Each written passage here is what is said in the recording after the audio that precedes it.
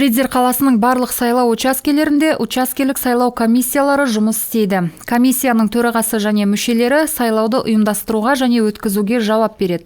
Күні бұрын Қазақстанның бас мемлекеттік санитарлық дәрігері 10 қаңтарға белгіленген парламент сайлауына қатысты жаңа қаулы қабылдағаны мәлім. Сайлау учаскелеріне термометрия, маска режимін сақтау, әлеуметтік қашықтықты сақтау, қолдың дезинфекциясы жөніндегі талаптар қойылады. Сайлау комиссияларының мүшелері, бақылаушылар, еріктілер оларды сақтауда және риддерліктерге дауыс беру барысындағы санитарлық эпидемиологиялық талаптар жайында естеріне салады. Бүгін 2021 жылдың 10 қаңтары біздің мемлекетіміз үшін ең маңызды күннің бірі.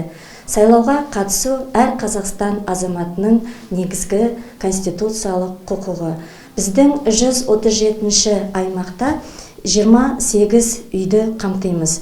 Бұл аймақ бойынша халық саны өте көп. Сондықтан таңғы сағат 7-ден сайлау басталып, сайлауға қатысушыларымыз белсенді түрде дауыс беріп жатыр.